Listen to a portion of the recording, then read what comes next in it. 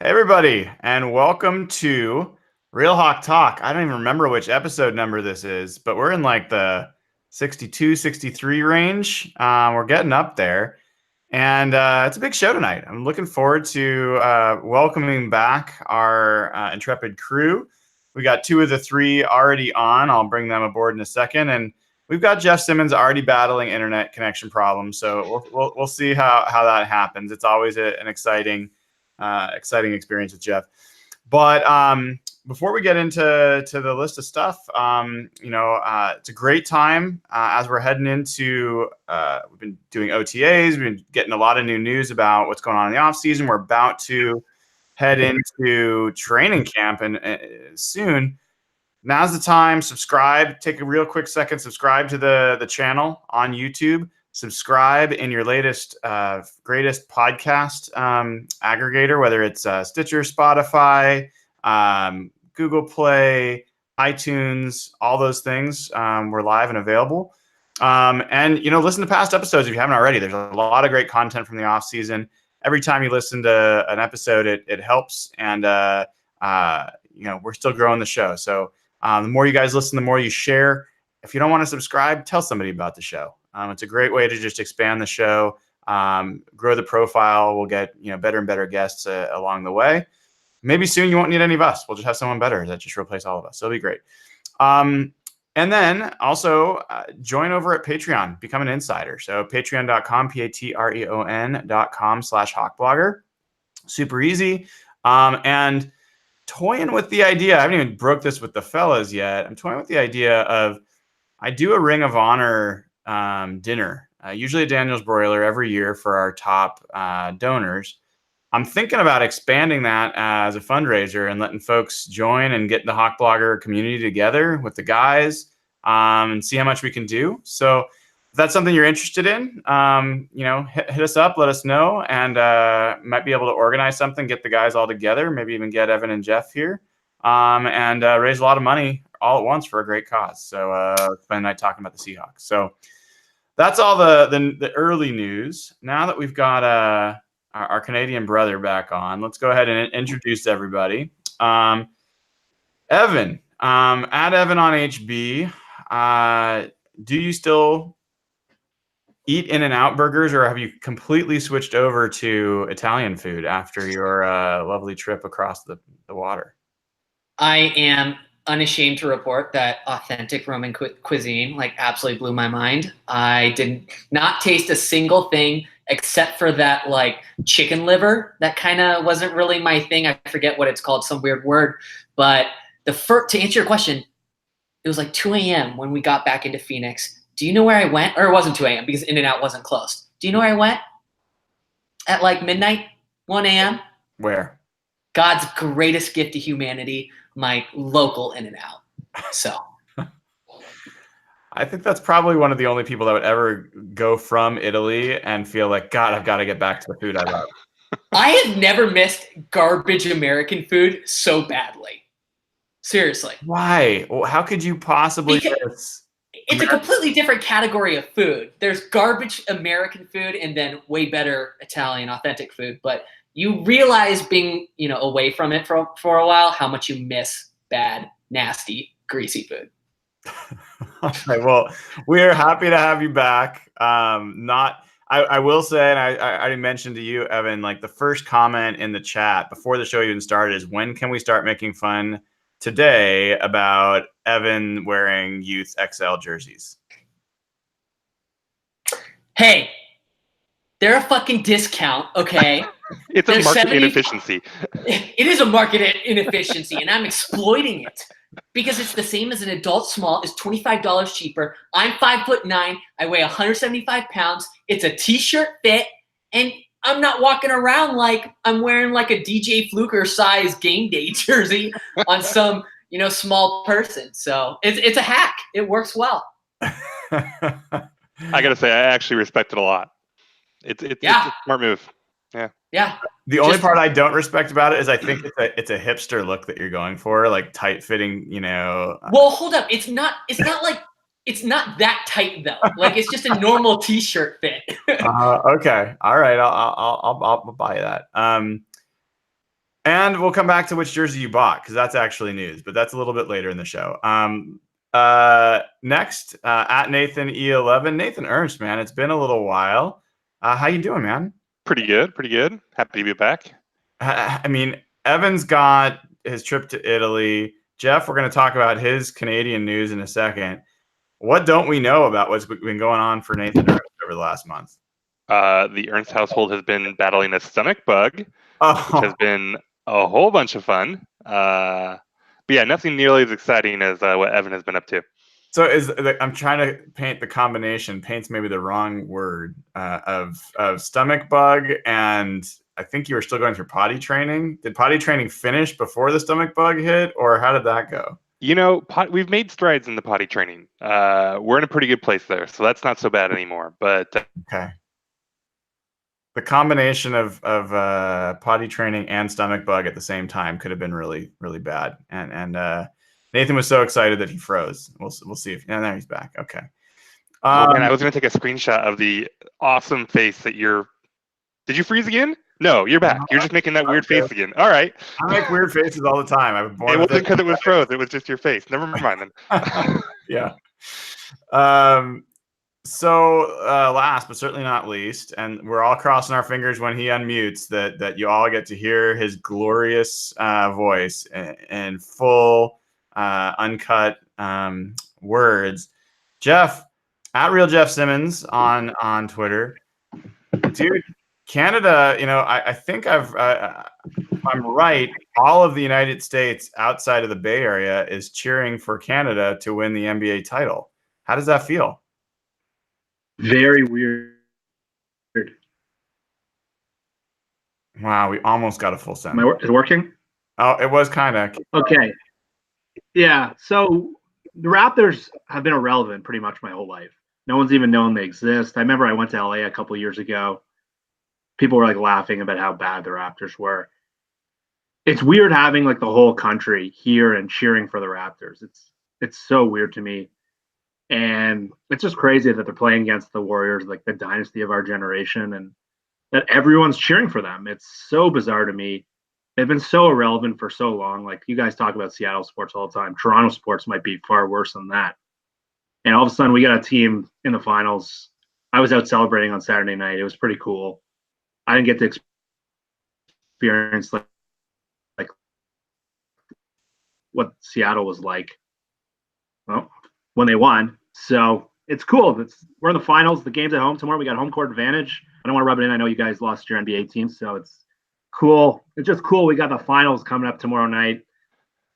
These podcasts are great. These get me back on Pacific time.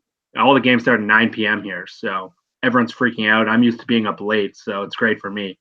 But yeah, it's so exciting right here, right now. Yeah, it's pretty cool.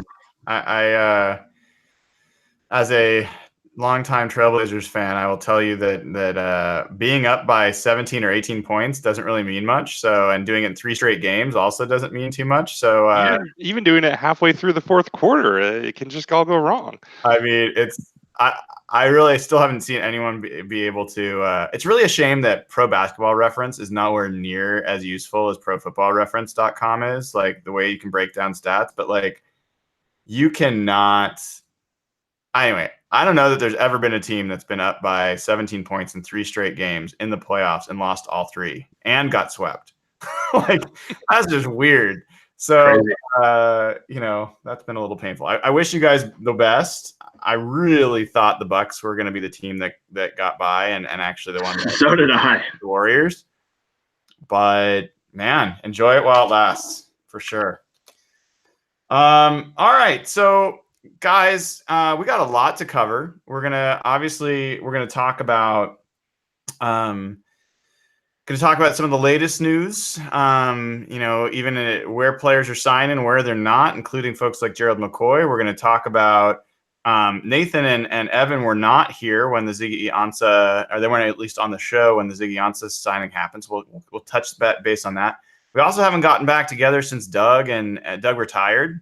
Cam as well, although Cam, I think we pretty much have already talked about. I don't think that was really new news. And then a bunch of the rookies and what's going on there. And I'm going to start with a total crazy Ivan because I saw somewhere in the chat that people were already talking about this player, and it's not on any of our radars. But I want everyone on this pod on the record right now, before training camp, before you see him, is Rashad Penny going to be a good player this year? Yes, no question. And what does that mean to you, Evan? What does a good player mean for Rashad? What does it mean for Rashad Penny to be a good player this year? What does a successful season look like? I'd probably say 1K plus rushing yards if he can split, the bell cow role with Chris Carson, or maybe even if Carson goes down, he assumes that role. 4+ yards per carry would be awesome. What we really want to see, at least in my opinion, from Rashad is that explosiveness that we saw, that burst towards the end of the 2018 season. There was a lot of talk early on in the 2018 season that I'm not sure if this was confirmed, but that he was like a few pounds overweight. I think maybe Pete even talked about it briefly in a press conference. I could be hallucinating, but I think that happened. Did that happen? I think Nathan said yes. He was on the Russell Wilson offseason diet. But yeah, he dropped some weight, and it looked clearer. Even in the Rams game, he broke some good runs late in the season, and he started to show some of that flash as to why maybe they selected him in the first round.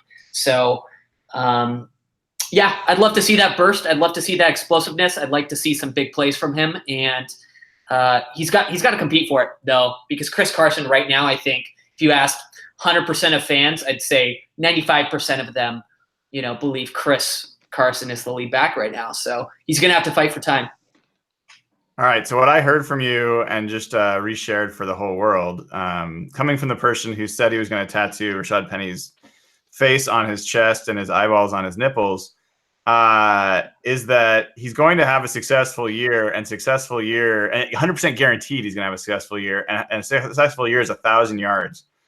So Correct. That's a very Evan-esque prediction. I like that you're back on the aggressively unrealistic. Is it really unrealistic with how much they're going to run the ball, though? I'm curious. If Penny rushes for 1,000 yards, how many yards does Carson rush for? Depends if there's an I'd say like 800, and he has an injury. So you think that Penny's going to get there through injury? Yes, probably. All right. Carson is nursing. Had a surgery. We don't know all the details about that. Who knows what will happen there? Nathan, coming to you next. On record, will Rashad Penny have a successful year, and how do you define that? Is that for me? That is for you, Nathan. Oh, no, because running backs don't matter. And so this idea of a good year for a running back, I don't know that he's going to do anything that most running backs... Answer the question, man. You know what we're talking about. The analytics nerds. Oh, my God. Relative to his importance, can we agree he was not good last year? Right? He wasn't good. I'm going to say he will not have a good year because they are going to try to run him, and running is ineffective, and that will hurt the team. And so he will have... That's a different question. Come on, play. Well, what is good, though? What are we considering good, then? What do you consider good? Positive EPA position. If he can have a positive but then that's not even really fair to him, because a lot of that's going to be about how he's used. But he'll be fine. He was fine last year. He'll be fine. That's the most lukewarm take. Because he's kind of a lukewarm player. What? Okay, he busted that one run where he reverse field and everything and came back around. That was cool, but it was more than one run. I was sweating bullets in the Rams game because he had multiple breakaways. I remember this very well. Trust me. He's not. Okay, if you want to talk about him in comparison to Chris Carson, how many dudes did Rashad Penny hurdle? How many times did he No, but Carson did it twice last year. Let's not I know it's a stupid thing, but how many dudes did he meet at the goal line, hit him, bounce off of him, and then 4 or 5 yards move sideways until he could punch it in? Carson had some of these ridiculous goal line carries. Carson was very effective in short yardage. So Penny didn't show us anything like that. Let me ask you it this way, Nathan, and then I'm going to move on to Jeff. So it sounds like you have a better opinion of Chris Carson than you do of Rashad Penny. Is Sure. that Yeah, true? yeah. Okay. So if Chris Carson is 100, like out of 100, I'm not saying he is, but just relatively speaking, where do you think Penny was last year relative to that 100? And where do you think Penny will be this year relative to that? And like 50 is like just an average running back. 50 is relative to where Chris Carson was last year. Sorry, Oh. 100 being, where Christian Carson was last year, 50 being, half of what Chris Carson was last year. Where was Penny last year? Where do you think Penny is this year? 60, 65. And do you see any change? Do you see it's basically you expect the same player last year that you saw this year? Or this I mean, the weight loss thing is real. This was something that like people fought about at the time because people said, hey, Penny looks kind of out of shape. And people were like, no, he's just big and he's just a man. And then at the end of the year, when he started playing better, he was like, yeah, I've lost like 20 pounds. And it's like, so that was real. And so maybe he gets a little improvement out of that. But, I don't think running backs are the type that really have huge gains in their career. So no, I would not expect massive improvement from him. All right. Could you give him a little bit of grace? He moved to an area with Matador nachos with easy accessibility. As we all know, amazing Matador nachos. Best nachos in the world. I don't understand how that would encourage weight loss. Weight gain. Weight loss, maybe. If he came in and was like 190, and it's because he was like living above Matador. He gained weight from Matador. You understand that Nathan has no respect for Matador nachos. That plays a role in this whole. Matador nachos are the Rashad Penny of nachos. Oh God. Okay. That's so disrespectful. That actually makes me angry. But I thought you liked Rashad Penny.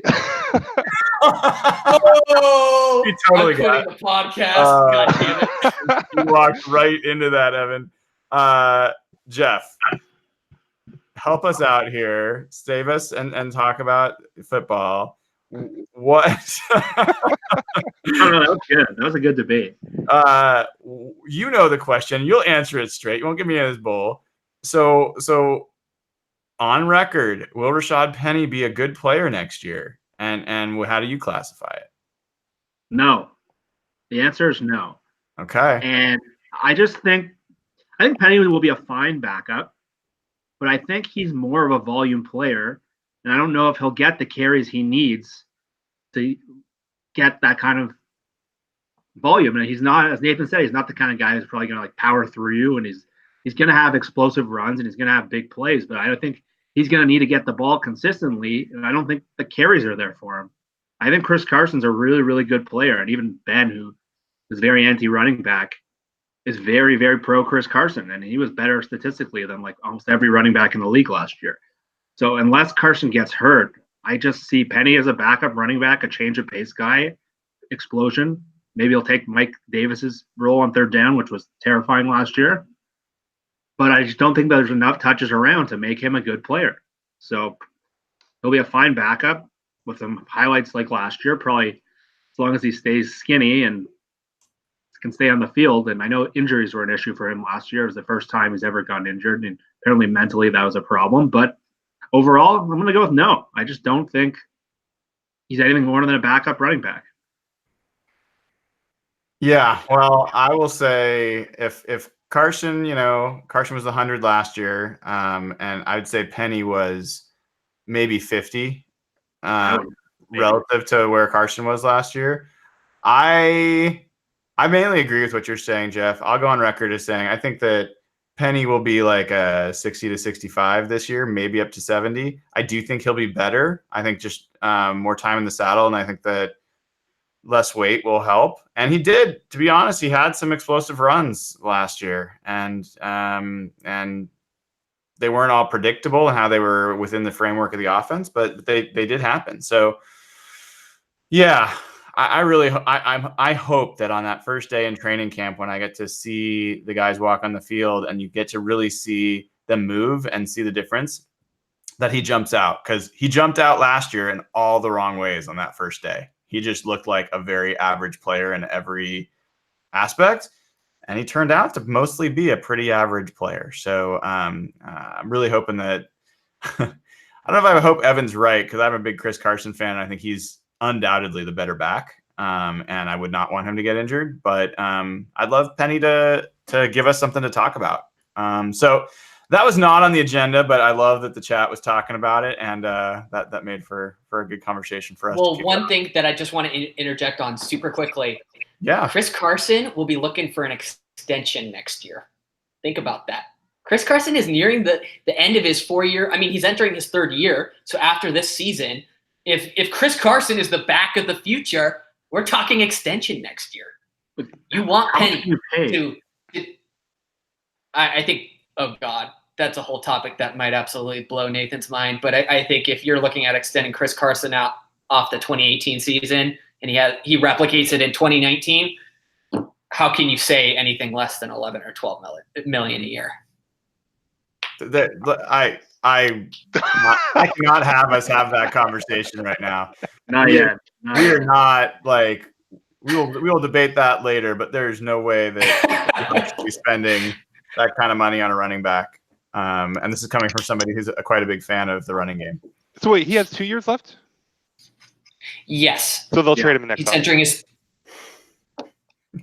Really though, like, I mean, if honestly we're talking like 10+ million, we can start the trade Carson talk now, right?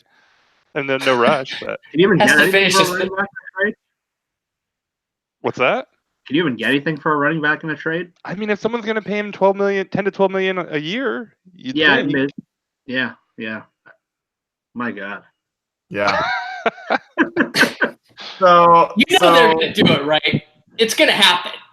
It is most likely that they will sign him and pay him money. Yes, that is, and I just don't want to talk about it right now. It makes me sad. So, and this coming again. I love Chris Carson and I love running game, but I don't want to spend money there. So, a lot of places we could go from here. One of the things I want to make sure that we give some time to, because it's a pretty big deal, and it came while you guys were gone, was the news about Doug Baldwin. And before we'll easily get caught up in everything else and lose time on that, I want to give each of you guys a chance to talk about, I think we all have been talking about on this show that it wasn't a huge surprise. This is something that we kind of saw coming. I think, honestly, this show was one of the first to see that this could be potentially coming. We were talking about this back in December as something that at least we were wondering about. And it proved to be true. Unfortunately, or fortunately, depending on your perspective, I wrote a long piece on it. Got a lot of good feedback, and I appreciate folks that checked it out. But Jeff, let's start with you. Knowing it's not totally official yet in terms of his retirement, but it sure seems that way. Where does Doug Baldwin fit for you in the NFL, history, and is he someone that is Ring of Honor material for you? And I want to hear from all you guys, like, where you place him and what you'll remember about Doug Baldwin and how you remember him. Are you on mute, Jeff? Well, I definitely think he's Ring of Honor material. I'm off mute now. Can you hear me? Yep, we can hear you. Okay, I definitely think he's Ring of Honor material. I didn't watch the Seahawks in the Brian Blades era or much of the Joey Galloway era. So he's the best Seahawks receiver I've ever watched since I started watching, which was around 2002. So Doug's one of my favorite players throughout this whole run of Pete Carroll teams. And even that his rookie season, something about his story or something about his season just jumped off the page to me.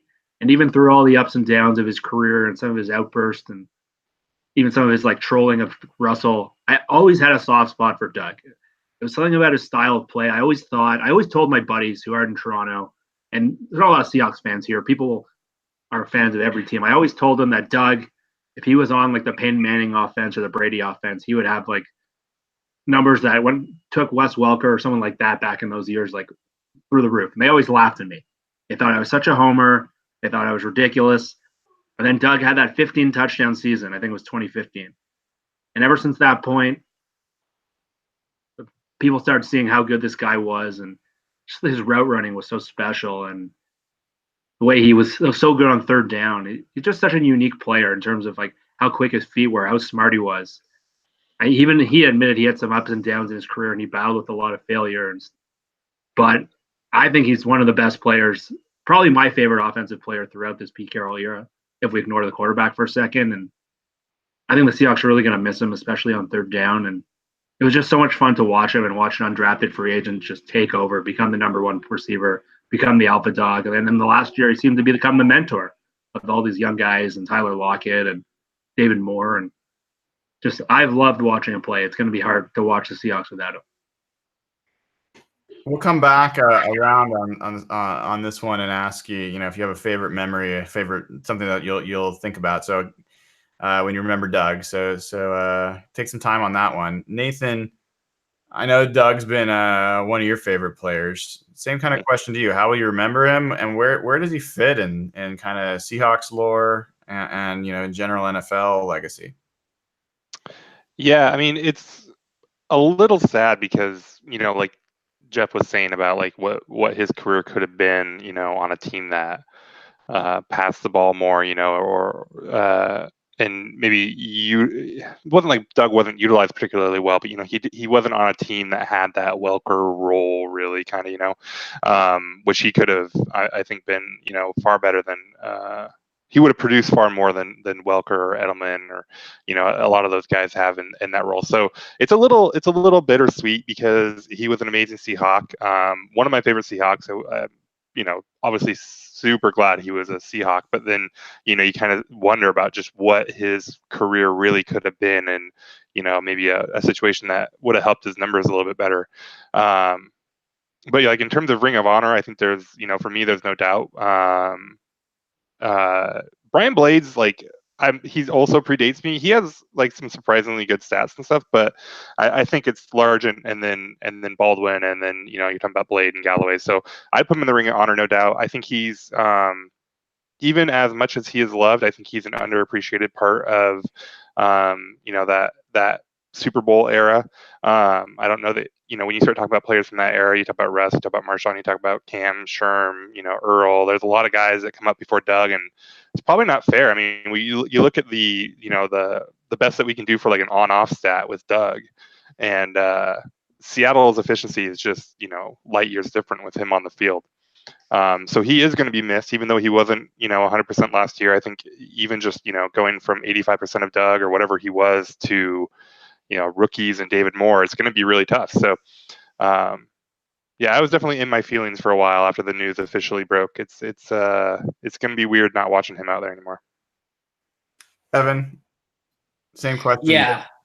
Yeah. Baldwin is obviously one of the most underappreciated contributors to this era. We've taken this conversation a million different ways, a million different times, but strip away the whole football side of Doug. I will always remember Doug as being one of the most wickedly intellectual people, but also radically compassionate and empathetic. And that's a super rare combination for people who are so competitive like Doug. He's shown that to us a million times on the broadcast.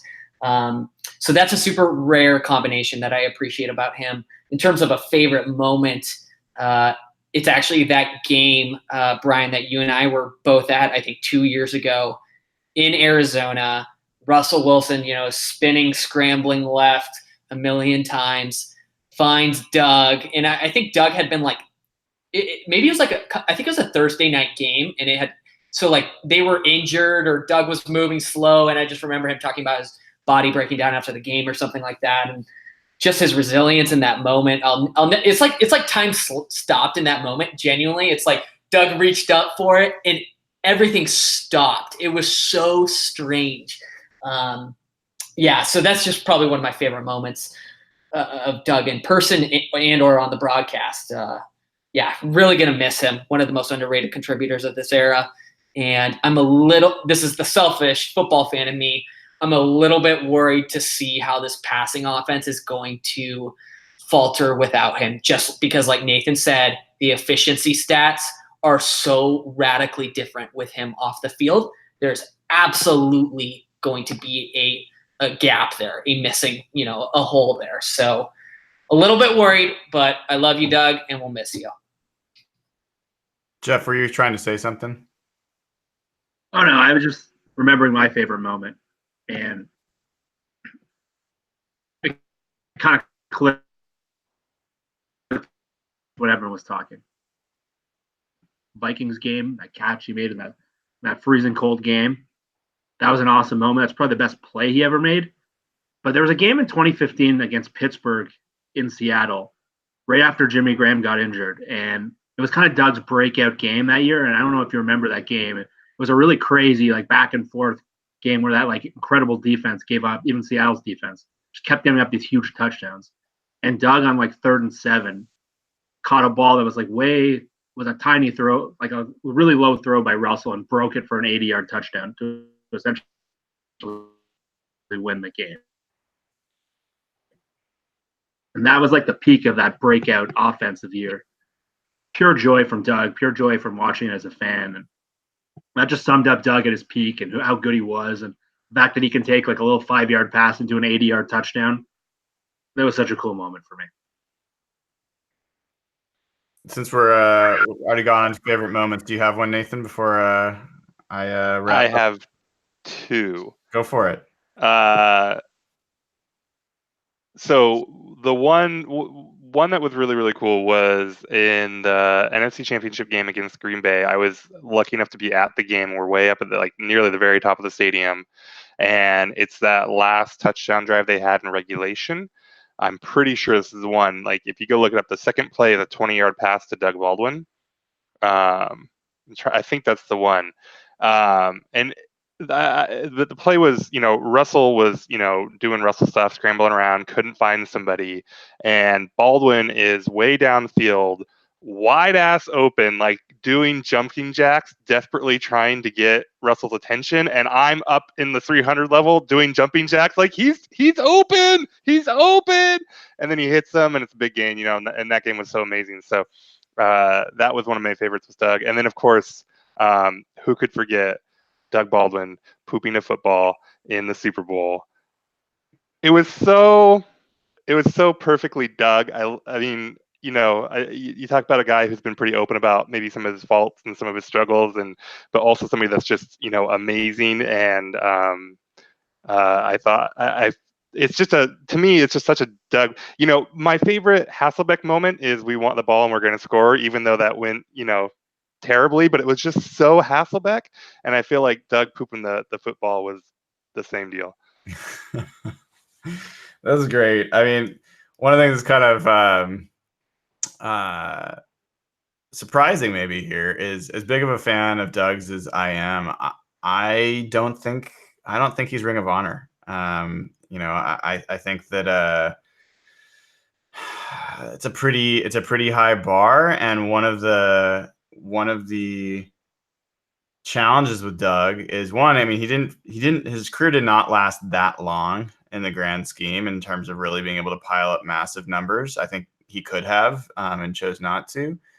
And also, it's just part of the nature of who he was as a player. I mean, I wrote in my article, but going back, and I think, I'm not sure people, I think it's not surprising, but if you go back and you look at the great plays in Seahawks history over this tenure, you go back and, in the NFC Championship game in Green Bay, everyone remembers the John Ryan throw to Gary Gilliam on 4th down for a touchdown. But there was a, 3rd and 19 where Doug picked up 29 yards earlier in that drive, or there would have never been the John Ryan to Gary Gilliam play. There's the everyone remembers Marshawn Lynch rumbling to tie the game at the end of that comeback. It was Doug Baldwin that sprung him on a block on there, or Marshawn wouldn't have ever got to the end zone on that run. Like, everyone remembers Jermaine Kearse catching that touchdown to send us to the Super Bowl for the 2nd straight year. It was 3rd and 7 when Doug caught a 35-yard pass from Russell that set up the pass to Jermaine. And you go on and on. You remember Richard Sherman running back an interception against Houston with, one shoe. And you go back in that game when the Seahawks were getting their butt kicked, it was Doug Baldwin that they were backed all the way back at their own end zone. It was Doug Baldwin making a ridiculous catch along the sideline to keep the drive going. It was like one of their first downs that they had earned. And then all of a sudden, like so many other times when they're scuffling. 1 first down turned into 2, turned into scores. And that's just kind of the player he was. But they were never, it was very rare for Doug to be the guy that made the play that everybody remembered and that won the game. And I just think that it's going to be hard looking back for people to really appreciate. I think you have to do one level deeper of analysis, and most people are too lazy to do that to really put him in that elite category. But, when I interviewed Doug after his first season, his rookie season, where he set all these records for undrafted free agents in the NFL in their first year, he was very clear that he did not want to be known as a slot receiver. Like, that was something he really did not like. He bristled against. And, the guy he always brought up was Steve Smith. And, I went back and looked at Doug's explosive catch ratio relative to Steve Smith, and Doug was a more explosive receiver, which I think goes against what most people in the NFL will ever realize. And I absolutely agree with Nathan and Jeff and others on this, that you put Doug in Pittsburgh's offense, in, a Tom Brady offense, and a number of these other offenses.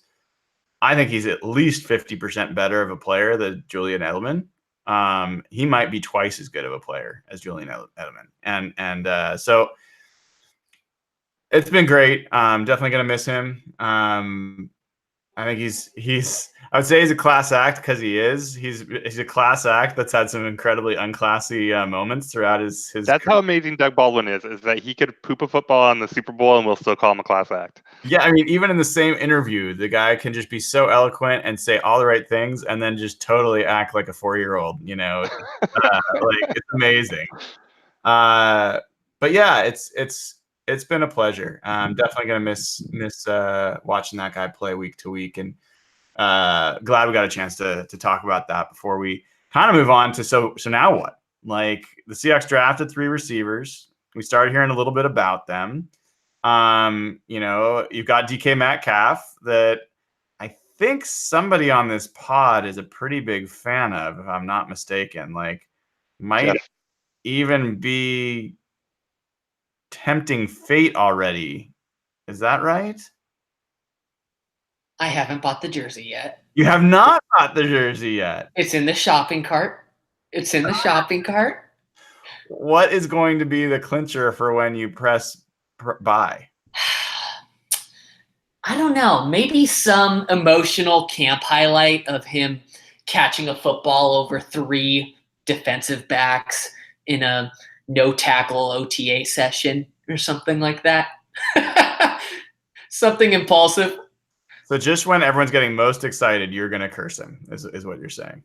What are you talking about? The last jersey I bought, he's a Hall of Famer. How did that Frank Clark jersey turn out? Did I buy that jersey? You picked it. Did I buy it? No. You bought it.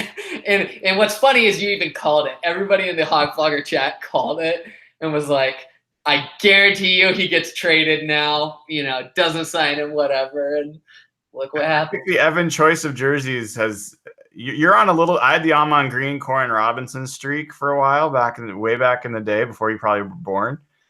You've got at least Rashad Penny and Frank Clark back to back. Who was before Penny? You have a T-Mike, right?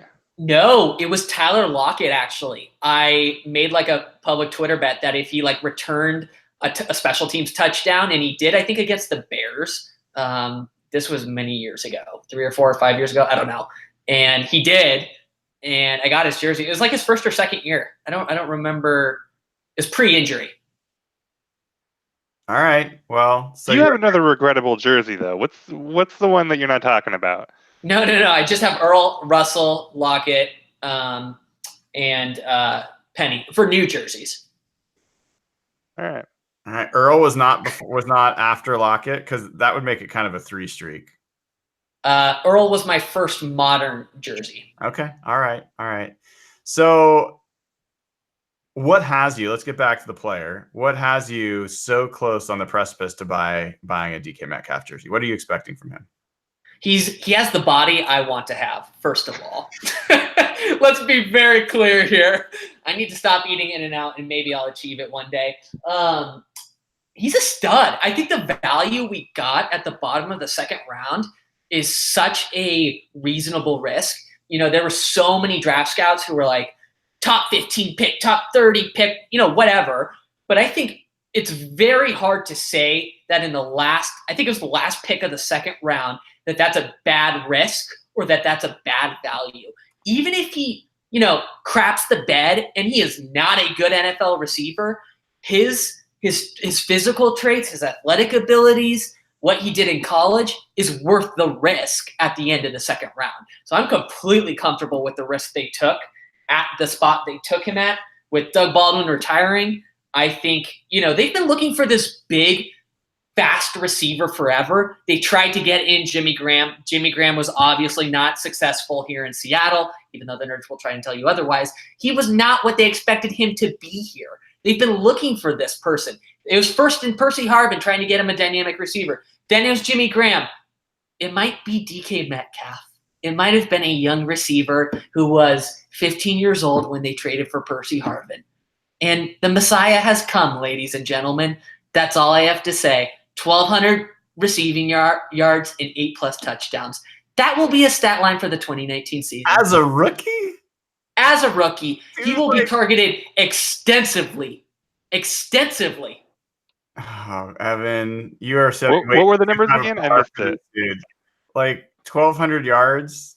No, I take that back. I take that back. 1,100 receiving yards, 1,200. Oh, that's a big change. It is a big change. Jones was like 900. That's where you go. No, I didn't feel confident in the last 100.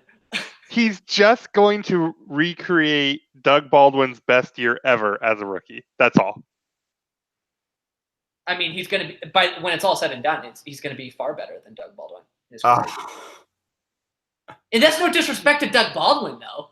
Doug Baldwin just broke Brian. No, that's it's some disrespect to Doug Baldwin. Doug Baldwin is a stud. That's a lot of disrespect. We'll always appreciate him. DK Metcalf is just going to be really freaking good. I think you broke Brian there. Doug Baldwin was really freaking good. Yes, he was. And I cannot wait to play this podcast in 4 years when we are extending him at $20 million a year. It's going to be great. Okay. All right, Evan's back. Italy brought Evan back. All right. I had to recharge. I'm back, baby. I think the draft also brought Evan back. John Schneider had something to crow about, and that gets Evan charged up. So, and actually speaking to John Schneider and deleting all his negative tweets has given him new life. No idea what you're talking about, Ryan. No idea what you're talking about. So, Jeff, before I know where Nathan's going to go with this, what are you thinking about DK Metcalf, and what are you expecting based on what you've seen so far? I'm cautiously optimistic. I know that's kind of probably the middle between Evan and Nathan. Everyone who's been at Seahawks OTAs have been raving about him. And the thing is, they can't do much in terms of coverage. They're probably not doing much in terms of like extensive route running and trying to stop him. I think he's the kind of guy that's going to flash as a rookie, but he's a raw player that runs a limited route tree. But I think with Russell's deep ball, he is a very, very good fit in this offense. His best route is probably the go route and how he can perform in the red zone. So I think he'll be a pretty productive rookie because the Seahawks really need a split end opposite Tyler Lockett, who's going to move around the offense a lot more. And I think he'll eventually usurp whoever it's Jaron Brown or David Moore, who might open as like the opening day starter. I think they will find, and Pete is pretty good at finding like unique roles for rookies and not asking them to do too much, kind of designing what they do well and kind of basing the offense around that. So I think he'll have a flashy rookie season, but he's not, I don't think he'll be anywhere close to what Evan said. And I think he'll score some touchdowns. He'll have some big plays, but I don't think he's ready to be that like every down starter quite yet. But I'm optimistic about him. I think this is a very good fit for his skill set. I think if he had to be in a position where he had to run every route and had to be in like a 60, 70% passing offense, I think he would get exposed a little bit.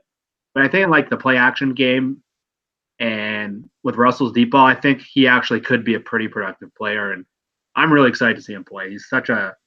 He does have like the Calvin Johnson skill set. He's not going to be anywhere close to that, but he's maybe the most exciting Seahawks offensive prospect in a long, long time. He's flawed. Did you say he wasn't going to be a starter week 1? I don't think so. Who's starting over? I don't know. I'm not going to say I'm going to agree with it. I think they're going to start Jaron Brown and Moore. Oh, I know, but it's Brian Schottenheimer we're talking about. It's not Sean McVay. I think he'll win the job by week 4. Interesting. Well, Nathan, there was a rookie, not so second round pick, not so long ago that was getting a fair amount of hype during the OTAs, and then found a four-wheeler to drive, an ATV between that and training camp. What's your confidence level that DK Metcalf will make it to training camp and actually walk out on the first day of practice? I have a high level of confidence that he's not going to crash an ATV into a tree. Okay, good. It's a non-zero chance, but it's probably real close to 0. Okay, good. I just needed to get that off my chest because let's face it, that's been tough to recover from. So, everything I've seen is that you are not particularly high on Mr. DK Metcalf. What about him is giving you pause, and how much of it is him, and how much of it's just the makeup of the Seahawks offense? I'm super excited for DK Metcalf. Like, I see the exact same thing everybody else sees. He's huge. He's blazing fast. He's going to play in an offense with Russell Wilson. Like, it's very exciting. Where's the butt, Nathan? Where's the butt? But what? But that could be interpreted very weirdly. But like someone very smart recently said, I think that the risk, like where they took him, was appropriate for the risk with him, right? Like they took him at the bottom of the second round, and that's perfect because while he is very big and very fast and has a clear fit in this offense, there are big question marks. Like the dude didn't produce, and I know that in like trying to predict NFL production based on college production is usually very foolhardy, but with receivers, there is a floor, like or there is a low bar that if you don't cross, they just don't have good years or good careers. Like he will be the only receiver who has caught less than 600 yards in a season in college that has gone on to be a highly productive NFL receiver, right? Like, I mean, I looked at from 2010 to 2014, so it's just 4 years, but those players have had enough time to mature. And if you go back farther, maybe you'll find 1 or 2 exceptions, but like pretty much nobody with as little production as he had in college goes on to be successful. And like, it's not close. Like, even if you take his injury shortened year last year and you project it out and say, what if he'd been healthy the whole year? You're still talking about like 2 players in that 2010 to 2014 span, Doug Baldwin and AJ Green. Very good exceptions. So maybe you can get hopeful there, but like, there's just a lot in front of him. He has a lot to learn. You know, the beat writers got a little pissy today because they tweeted out a video of him running a route. And people were like, oh, wow, that's a bad route. And it was a bad route. Like, it's an OTA practice rep. So, like, who knows? But, like, it wasn't good. So he's got a lot to learn. And he is going to end up being a big outlier if he does go on to be very successful. But, you know, you can totally see why they took the risk where they did. And you can totally see how he can end up being a very good player. I will say, for strong disagreements, stop talking about Calvin Johnson. No one is Calvin Johnson. Don't compare people to Calvin Johnson. Don't compare people to Marshawn Lynch. Like, just stop some of that stuff. It's silly. Now, can he be Martavis Bryant? I think that's probably a very good hope for him, right? Martavis Bryant was very good. Man. Yeah, that's he got derailed. Are you kidding me? He was a good player. He just was an idiot. Yeah, Martavis Bryant was a very good player who, even after he had pretty much derailed his career, got traded for a 3rd-round pick. Like, I thought his talent dropped off after he left Pitt, or am I misremembering? No, he's just a knucklehead. Yeah, like the reason that Martavis Bryant hasn't continued to be good is because he's just done stupid stuff and can't get along with coaches and who knows what else, right? I think he got suspended for a year and all that, so I think drugs or whatever, but yeah, like that's realistic, and that could very easily be what he ends up to turn out to be like. But the Calvin Johnson stuff, Just stop. No, that's Hey, I think Josh is weighing in on the chat, and I think he's got it best said here, where he says that DK is like Calvin Johnson without the gap in his teeth. So Isn't that Michael Strahan? Does Calvin Johnson have a gap in his teeth too? I think so. maybe If Josh says it, it's probably true. whenever Josh says something, I laugh. So it doesn't even really matter. But look, I disagree with you on his ceiling. I think his ceiling is top shelf of the NFL. That is his ceiling. I think his floor is pretty high as well. I think his floor is like Ricardo Lockett. Like, I'm not saying it's going to be like the best player ever, but I have a hard time believing he won't be better than Ricardo Lockett. And I think he's already got more skill and more to offer than Lockett did. So yeah, I think that it's absolutely unfair to him to say that he's going to have 1,000+ yards receiving as a rookie. Like, I think there's no way. And it's not because I don't think he's good. I just, in this offense and knowing how hard it is for rookie receivers, even the best that have ever played, to have big years as rookies, it just doesn't happen. So, I think the big thing for him is going to be, can he develop more than one route? As a rookie, can he show up on more than just go routes? Look what happened with David Moore last year. I mean, he really broke out for a while on those deep passes because that was something he could do well.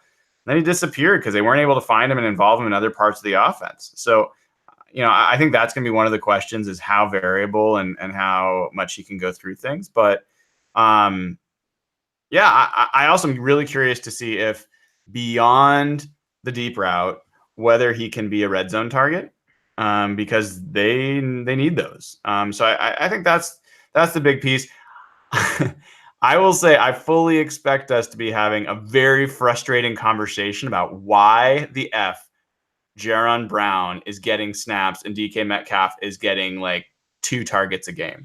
I fully expect us to be having that conversation.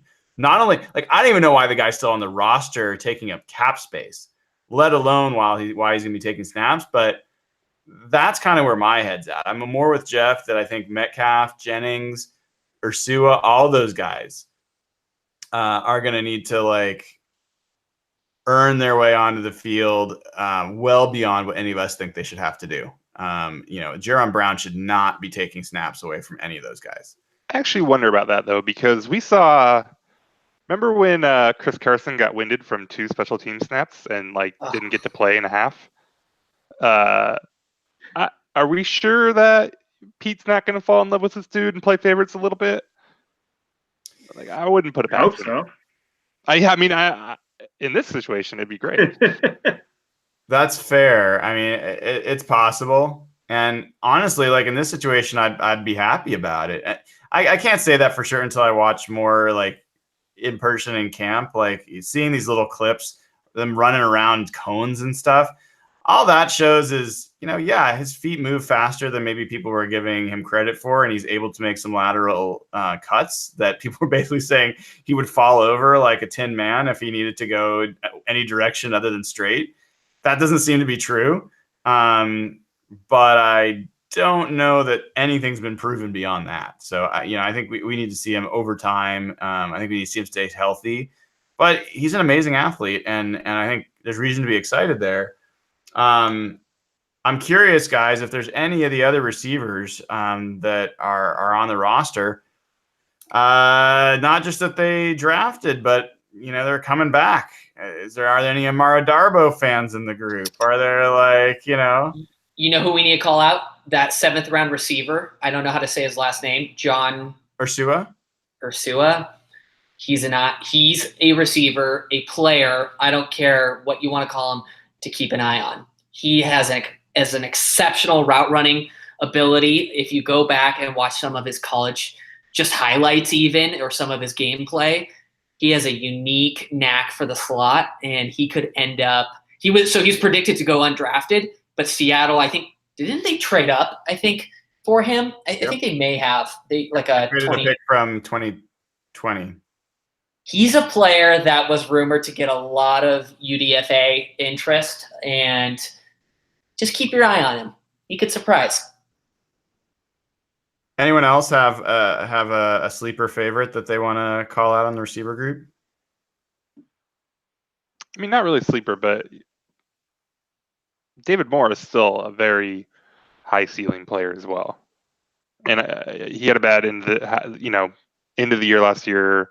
A lot of room to grow. Like I've been a little skeptical of him, I think overall, but like he is still someone that is maybe kind of falling under the radar, and he could be someone that could actually end up, shutting out DK Metcalf and Gary Jennings and some of these guys. Yep, I agree with that one. Jeff, you got any you want to call out? I just want to say I don't buy this Amara Darboh hype coming from all the beat writers at all. I don't know if Pete's trying to motivate him. I'm extremely skeptical about that. Until he does something, I think Nathan hit it on the head. I think David Moore's a guy. If you remember last year, like Brian, you had him as like an all-pro ceiling player. So we kind of forget because of how the season ended, how good he looked in that midpoint of the year. So I think if there's anyone outside of the rookies, because Jennings hasn't been on the field yet, or Sua, it's hard to tell. Keenan Reynolds is, I think, just a practice squad player. So I think the guy, other than Metcalf and Jennings, with that big upside is still David Moore, who in his third year, he's such a raw player coming out of that small school. He's the guy who can still take another pretty sizable jump, especially with more playing time. Yeah, I mean, that definitely sounds like a crazy prediction at this point. I'm fully aware of that, and know that there's probably some snickers there. I still see it. I mean, I think that if you look at Golden Tate, for example, I mean, the third year is such a big deal. Golden Tate went from 21 receptions and 227 yards his rookie year, 35 receptions and 382 yards his second year. And in his third year, he went for 45 receptions, 700 yards, and seven touchdowns. Like there was a real progression for him. He was very raw as a receiver. And David Moore, I think, was more polished as a receiver than Tate coming in, but not much more. And he made a really big jump from his rookie year to his second year, and I think it's not unrealistic that he's going to take a big jump again this year. My sleeper of the group is still Malik Turner. He's a guy that I think could push for a roster spot that nobody's talking about. And it's going to be an uphill battle for him. I think he's a guy that could push a guy like Ursua off the roster, or, I think White is one of the other players that's an undrafted free agent that they're looking at in the nickel or the slot receiver spot. So, I think Gary Jennings, DK Metcalf, Tyler Lockett are locks. I think that beyond that, I really, really would love to believe that they'll move on from Jaron Brown and the young players will just earn it. I just doubt it. So I think you pretty much got four. I think Jaron Brown will be the veteran guy that they keep around. And then you got maybe one, maybe two additional. And I think David Moore's got to be inside track for that. And then you're looking at a fight for that sixth spot. So it's going to be really, really competitive on the receiver side, which will be fun to see. So I want to see, do we have time, guys, to cover a couple more topics? I want to talk Gerald McCoy. I want to talk the young linebackers at least. Let's stick with where the rookies are, and we'll finish with kind of where things are from a free agency standpoint.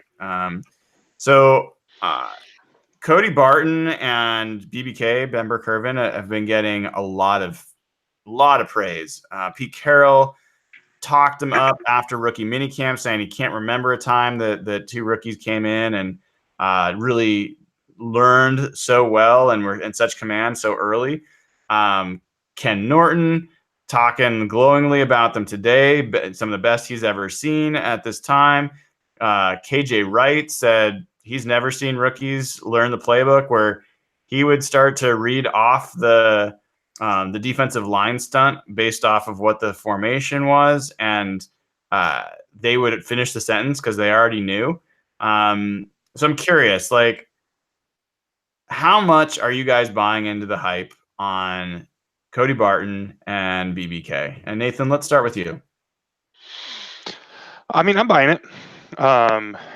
I like them both a lot. They're very different, but yeah, I really liked Barton. I think he's kind of flying under the radar a little bit. I mean, I know they're getting a bunch of praise, but he wasn't the sexiest pick that they made, and not one that's talked about a lot. But he just seemed like a really good player. Like, finds the ball a lot. Like, players go backwards when he tackles them. He stops guys. So I was excited for him when they drafted him, and that he's doing well. That makes a lot of sense. I would say that it's possible that maybe they're talking these guys up to soften the blow for when they trade Bobby. But I think that either way, they're probably, I'm sure they're doing really good. Do you think? I mean, do you really think there's any chance that they trade Bobby? Not really. Not at this point. No, I don't either. I mean, it's almost too late now. Yeah. Yeah, we're gonna take a quick detour on the Barton BBK thing and talk about this for a second. So between these two scenarios, I give you one choice out of these two. Which is more likely that you're predicting will happen? One, that they sign Bobby Wagner. Actually, I'll give you three choices. One, that they sign Bobby Wagner to an extension. Two, that they franchise Bobby Wagner next year and then potentially let him walk after that. Or three, that they don't franchise him and they just let him walk next year. Which of those three do you think will happen, Nathan? I think they extend him. You think they extend him? They sign him, yeah. Evan, where are you? Which of those three do you think is going to happen? I think it's in the order you said. 1, 2, 3. Okay. And Jeff? I think they should extend him. I think the smart thing to do is probably number 2. Yeah, which is franchise him. Like, there's no doubt that is the right roster management strategy. There's zero, in my mind, there's zero doubt that's the right way to run the business side of it. It's a terrible way to run the relationship side of it. It'll be really interesting to see that the team generally errs on the side of doing the right thing from a relationship standpoint. I mean, this is the team that turned down greater trade compensation from the Patriots for Michael Bennett because they'd already made a deal with Philadelphia. This is the team that honored stuff with Houston. That they've honored different trades. All this kind of stuff that is very chivalrous and also not always hardcore business point of view. So I do think that they're going to sign Bobby. I'm really hoping that it turns out that that's money well spent. It's really hard for me to see. Like, God, that guy in New York really screwed us. I mean, he signs Mosley, he gets fired. I don't know that anyone else would have gotten that money. I think this would have been a much easier decision if Mosley hadn't gotten that money. Well, it's crazy because he blew the top off the linebacker market by $3 or $4 million. That's pretty significant. But can't Schneider use that as a negotiation? Like, the deal was so bad, the GM got fired. Yeah. It was such an outlier. I'm so glad I'm so glad you brought that up. One deal that I kept being reminded of that reminded me of this situation was the Sue deal. Do you remember this big mega Sue deal with the Dolphins? And it was his hit on free agency, and everybody was losing their minds about him. And he got what is it, 21, 22 million a year at the time? That was insane at the time for a defensive player. I think he was the first defensive player to ever break 20 million a year.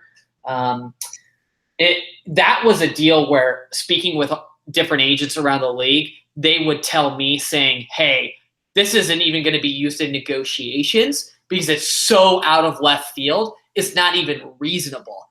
Now, is the agent going to accept that? Is the team going to accept that? Who knows? But that has happened before. Now, I don't think it's going to happen in this case. Bobby Wagner is literally on record saying, that's the deal to beat. I want to set the market. So what's setting the market? Above 17.5 million a year.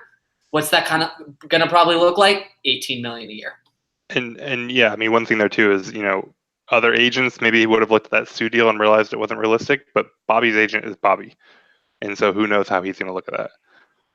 Good point. Yeah. Let's just play it out. If John Schneider were to take that tack of saying we're going to throw that deal out, the Mosley deal out, it's irrelevant, and we're going to go back to what the market was before that, Bobby won't sign. He'll walk. I mean, that's just what had happened. So I don't think there's not a situation there where all of a sudden the Seahawks get Bobby for less. unless he hits the market and nobody else is willing to sign him for that money, and the Seahawks value him more than anybody else. Maybe that happens, but you have to think at that point the team's moving on. And Bobby's probably moved on at that point too. Like there's going to be hurt feelings there. I would think so. So, I think that's the piece on Bobby. I still, we'll come back to the BBK and the Barton thing, but I have to admit, I'm going to be disappointed if they sign Bobby first before they sign Jarran Reed. Like, to me, you've got to lock in Jarran Reed, and then that should influence the Bobby negotiation. If they let's say they play this out and they actually get Bobby, but they don't get Jarran Reed, that's a colossal screw up. That's a really poor decision in terms of position value, as well as just general roster management and age and implication for pass rush and other pieces. Like, you absolutely have to keep a guy like Jarran Reed around on the second contract. Any of you guys feel differently than that? Yeah, I mean, I'm not comfortable like breaking the market for Reed. I think we talked about this on here a while back. I don't know. Yeah, I would be uncomfortable with that. I don't know what I want to pay him, but I don't know that I think that he should be a guy that's a top of market guy. And I know that's just how it works with free agency too, so that's part of the concern. But I'm not sure he's really a guy that they just need to kind of back up a dump truck full of money to. Yeah, I don't know if he needs to be top of the pyramid, but I'm just talking pure priority of who you need to lock up on the roster at the market value that they'd command. I don't think Jarran Reed makes more than Bobby at all. So if that's not clear, he's talking like 16 million. Bobby's 18 at least. Well, there's one important thing that I just do want to note here. So in terms of extensions, when comparing Jarran and Bobby, if you're extending Jarran, it's going to raise his cap hit significantly for 2019 because he's currently on a rookie deal. He's making pennies. Whereas Bobby, it can be structured because he's currently making a lot of money that it will actually open up cap space for 2019. So that's something to keep in mind when thinking about these deals. Yeah, it's a good point. I just, I see people saying that they want to see Jarran prove it for another year. I get it. I mean, I've said on this podcast before, I don't expect Jarran Reed to do 10.5 sacks or more every year. That's not the expectation. But if you wait for him to prove it again, his price is going to go way up. It's not like you get to say, I don't want to pay 15 or 16 million for him now. I want to see him do it again. Guess what? His price is going to be like 18, 19 million if he does that. So I just think it's a no-brainer. He's young. He's durable. He's a great leader within the locker room. He's produced and he's gotten better every year. And he plays in the interior line and he has eclipsed 10 sacks from the interior. Even if he only does it once in his career, the fact that he's got that as a ceiling or that he can do that, I don't know who else you sign if that guy's not a priority. So I definitely think that he's got to get in there. And this relates a little bit to, well, I can take this in all these different directions. I want to finish on the Cody Barton BBK stuff, and then we'll come back to this. But Jeff or Evan, Cody Barton BBK, any are you guys buying the hype? Yes or no? Jeff, you go ahead. I'd say yes on Barton, no on BBK. I think BBK to me is more of like a Heath Farwell kind of player, maybe a little more upside, can play more different linebacker spots. I don't think I see him much more than that. Like Nathan, I think Barton, the way they're talking about Barton and the way, like, I know Brock and Salk were just raving about him. It reminds me a lot of how KJ Wright was being talked about as a rookie. And that's when that pick was made, to me, that was a natural spot for him. He's KJ's replacement long term. And I think he's a guy that can shift inside like KJ did in his rookie year. I think he started his first ever game inside. And I think he's the kind of like high ceiling, high floor player that I think will be. They haven't really had good backup linebackers since the Super Bowl years. They've been running out like Brock Coyle and Austin Calitro and I think having a guy that can play KJ's spot if KJ's knee flares up or Kendricks isn't around, I think there's a lot to like there, and I think he's your long-term starter at that spot, and that hopefully is beside Bobby. I don't know if the hype is real, but there's no better two linebackers to learn from and to study under than Bobby Wagner and KJ Wright. That's super exciting to me. One player we're completely forgetting about is Michael Kendricks. I know his situation is up in the air, but I don't think he even has a trial date or a sentencing date scheduled. So I'm excited about this position group. I think the linebacker group in the Legion of Boom era was severely underlooked and shadowed by Richard Sherman and all the DBs. And it's just exciting to have some young talent at the position. I think KJ Wright, this is probably his last year as a Seahawk. I know he signed a 2-year extension, but I highly doubt he sees the next year of his deal. You never know what could happen with Bobby. So I'm excited to see some young talent there, and they've got some good guys to study under. Yeah, I will say I'm not buying the hype yet. I'm happy that they're doing well. I've got to see them, like, they're both a little bit undersized, especially BBK. Until the pads are on and we're seeing these guys actually get off of blocks, NFL blocks, and get to backs and make plays, I'm not buying it yet. To me, they're both special teams players until I see more. And I hope I'm completely off on this and that they are great. And that they are these next generation of linebackers that can step forward, but I'm not there yet at all. So you just didn't like them as college players then? Is that basically it? Yeah, I mean, on the Barton side, the thing that has me most intrigued with Barton is how high the Seahawks took him. They don't take linebackers that high, other than Bobby Wagner. Was the only guy that they took close to where Barton was selected in the 3rd round. And look, Barton, like, he didn't really sniff the field his first year, second year. It's kind of a similar argument you're making about DK Metcalf, Nathan. Like, but I don't know that production, the wide receiver, like that minimum production thing is not like, I would not take that and try to apply that to other positions. Maybe you can, but like I have not seen any evidence of that. Yeah, I'm not taking the exact numbers. I'm talking about the progression as a player. He wasn't playing at some Alabama powerhouse or Georgia. He's playing at Utah, which is a good football school, but not great. But was struggling to get on the field. Physically, was not super gifted in that way. And, even his junior year was not as much of an impact player. It was his senior year that he had a good, solid year. Even then, the people that followed the team, even Barton himself, did not expect to get drafted where he got drafted. I need to see it. I think the Seahawks drafted at the position that they saw the value, which makes me interested.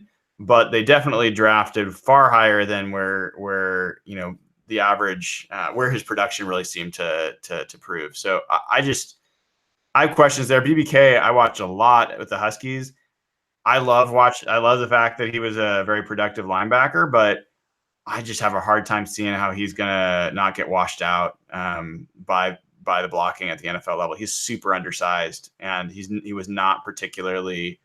He's not a powerful tackler. He's a guy that was like he'd pull people down, but he was not meeting people at the line and knocking them back. So I don't know. I hope I'm wrong, but those guys, I wouldn't say pessimistic, but I'm certainly not buying on them yet.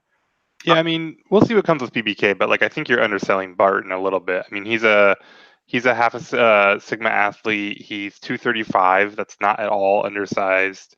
And I mean, he was, he's a late bloomer. He's 24. Age is a concern there, but I thought he was good. He was a good football player. So that he was a late bloomer doesn't concern me that much. That he is a little older, like that, and I mean those two, obviously kind of go hand in hand.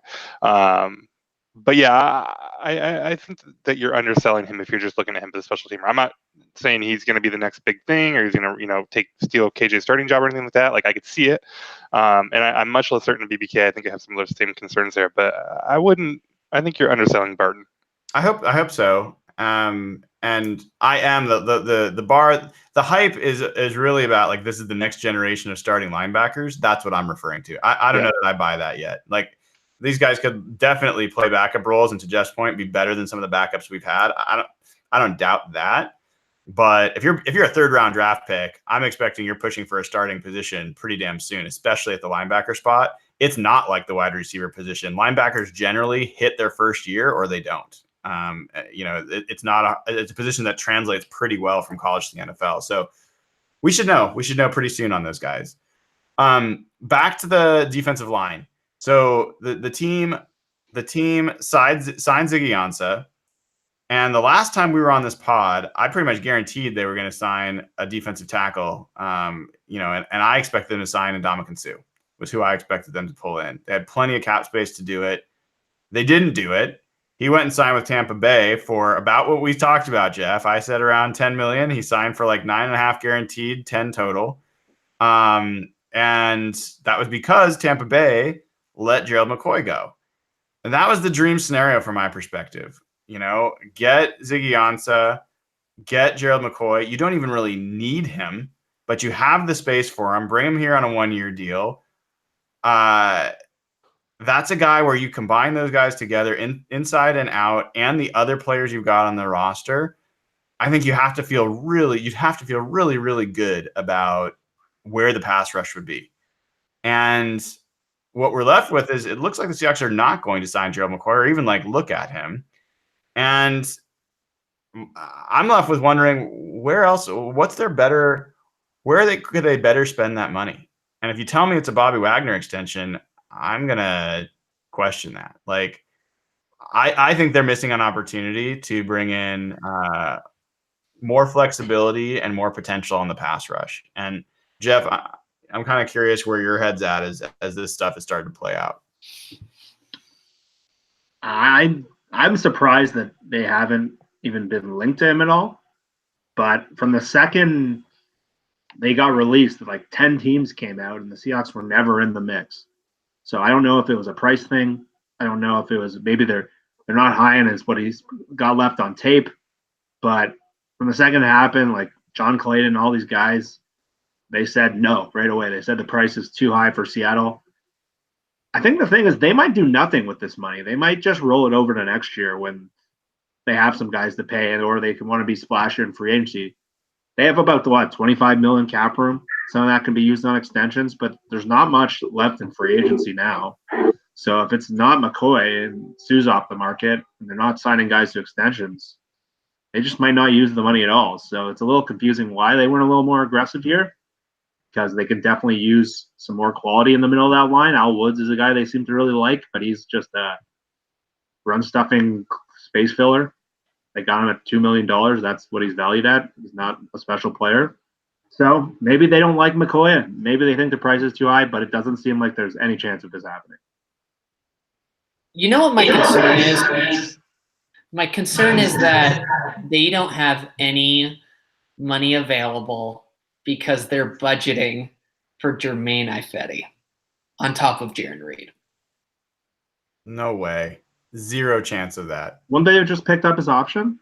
That's my greatest fear in the world, though, is that they would extend him. It's not going to happen, dude. Why would you pay $13 or $14 million to a 31, 32-year-old veteran to stand in front of Puna and Jarran Reed? Why? I mean, it just doesn't make a lot of sense to me. What makes you think he's standing in front of them? Yeah, exactly. Do you not want that youth to shine? I just don't think, what are you offering him? A 1-2 year deal? 1 year deal? That to me where it would break down. If the market was strong enough for McCoy that he was going to command a multi-year deal, then I'd be out. And if that's where it was going, I would that's enough of a reason I get it. If he's because that's where I think it's going. If it's a 1 year deal and it's $13 million, I'm in. I'm absolutely in. And I think he has higher demand than that, though. We'll find out. But I would just say, when has this team been at its best? What have we seen at its best from a pass rush perspective? It is when they had an abundance of pass rushers. They could rotate players in. You had veterans that could actually play much fewer snaps. Remember when Michael Bennett started here, he was getting a third of the snaps, and he was a beast, just off the charts. He and Cliff Averill were coming off the bench to rotate in as pass rushers. So, having a bunch of high-level pass rushers, this notion that well, Jaron Reed and Puna are not going to get their snaps. That's ridiculous. There's absolutely enough snaps to rotate those guys around. And if you're telling me that we're better off having Al Woods than we are having Gerald McCoy, I'm going to call absolute bull. Like, there's no way that the team is better off having Al Woods than Gerald McCoy. Yeah, I think you just might be underselling his demand a bit. I think, he's got a lot of teams interested in him. I would be really surprised if it's a 1-year deal. I mean, Ansah just got a 1-year deal, right? Yep. Yeah, but Ansah's coming off like a major injury. McCoy has not been the healthiest dude around either. And Sue is coming off back-to-back 1-year deals now, right? I mean, he had a 1-year deal with the Rams. He got a 1-year deal with Tampa. So, McCoy getting a multi-year deal that isn't like really, low commitment that second year would really surprise me. And even just a multi-year deal at all would surprise me. And the idea that he's going to stand in front of Puna, I mean, first of all, if Puna's good, Puna's going to get snaps. And they just signed Al Woods, who is a run-stuffing specialist, and that is what Puna is. So, if you're not going to worry about Al Woods eating Puna's snaps, then I'm not worried about McCoy eating his snaps. And if you look at last year, Reed got 835 snaps. Nobody's going to get in front of him, right? He'll get those snaps again this year. Quentin Jefferson, 626 snaps. I like Q-Jeff, but like, what's that? Get rid of him. If he's getting 600 snaps, you're in bad spot, dude. Right? Well, I mean, I like Q-Jeff, but yeah, you can cut into those snaps, right? Like, Shamar Stephen, already gone, 561 snaps, right? Like, there are snaps to go around. So, if this was something where you're talking about bringing in, another Al Woods quality player and you could push a guy like Puna off the roster, like this is a Jay Howard type thing, that's one thing. But like the person who's at risk here is DeMarcus Christmas, right? Or whatever his name is. So like, go get Gerald McCoy. You get $18-19 million.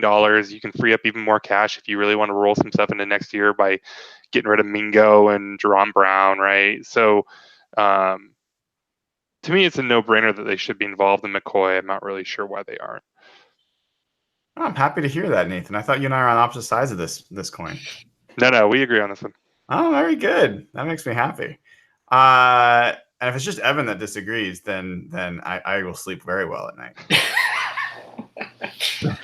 I will say though, dude, I think you're right. I think there's a lot of interest, and I think his demand. I'll just tell you, if it's a 1-year deal and it's 13 million or less, even if it's 14 million or less, I think that the Seahawks are crazy for not being involved. Absolutely crazy. Would you rather have Sue at what he got, No. or McCoy at 14? No, Sue, like he's someone I would like to have better than Al Woods. He is at least as good of a run stuffer and a more disruptive interior presence. So I think there's a reason he's getting 10 and Woods gets 2. But give him the 2. McCoy's actually like he's a great locker room guy. He is a much better consistent pass rusher. Yes, he was down last year, but they had him on the field. He was their featured pass rusher. He got all the attention from opposing offenses. You put him in a rotational position, I think that he would pop. I think he's got more to give there. So he's just a much more dynamic player overall, and I think with less risk. So, he's another guy that if you could get him on a 1-year deal, there's a chance that you could get a nice, decent comp pick for him when he signs elsewhere next year. So, that's another reason why it boggles my mind. I think they have a chance still, because he hasn't signed yet. They have a chance to have pretty much the perfect offseason. And that's the one last thing to really cinch it. It may really come down to just hard numbers, though, when you think about it. Like, I just quickly referencing my cap article, in terms of true cap space after practice squad, IR, miscellaneous stuff, they have like 18 to 19 mil in true cap space for 2019.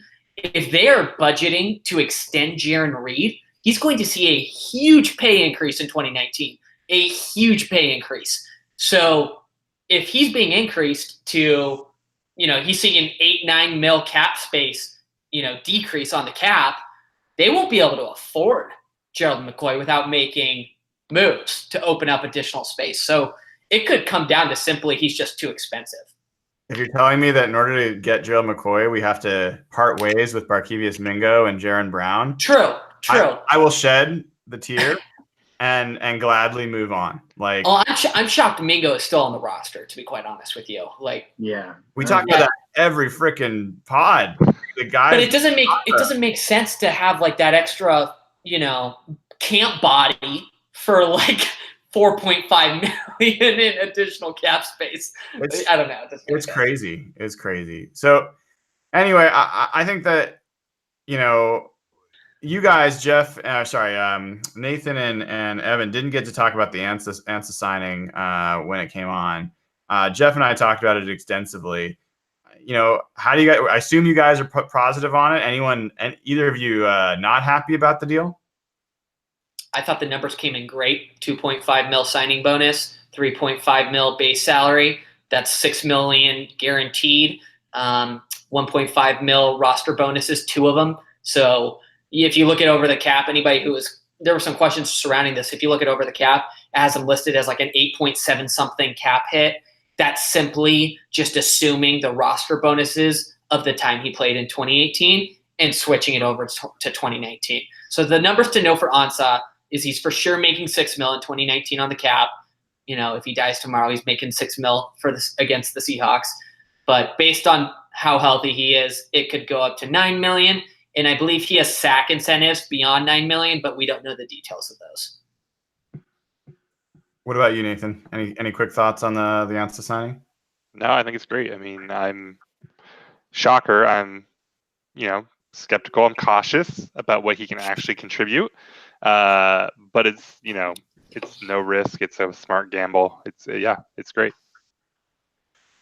So I think we've hit most of the top items tonight. Anything else that I'm missing, guys? That you want to talk about? Travis Homer. I know Nathan wants to talk more about running backs. Travis Homer will have a better year than Rashad Penny. Travis Homer will have as good a year as Rashad Penny. The running backs don't matter, and so whenever he gets on the field, he'll be just as good. Josh wants to talk about backup QB. I just don't want to talk about it. Yeah, that's really depressing. I've heard Paxton Lynch is fucking terrible. I've heard he can't. It's like a news flash, Jeff. I know, but I just heard he's beyond terrible. No, John Elway is a QB guru. He's good. I heard he looks like a giant ostrich out there, but can't hit a hitch route. Geno Smith is not a bad backup quarterback. I'm not bad. I would take Geno Smith 100 times over Paxton Lynch every day. I don't know, man. Geno Smith had an opportunity to replace Eli and somehow will look worse than Eli. At least he can run. He's not a bad backup quarterback. Paxton Lynch can run. Oh, bullshit. He 3 miles run. an hour. He's an athletic quarterback. Oh, that's like a giraffe running down the football field. All right, giraffe might be better than ostrich. I mean, so is Kaepernick, but these dudes, he can run. He can move. Oh, stop he can scoop. He's got sneaky speed. You just run Wildcat with Geno if Russell goes down. Geno is not a Wildcat quarterback. Come on, man.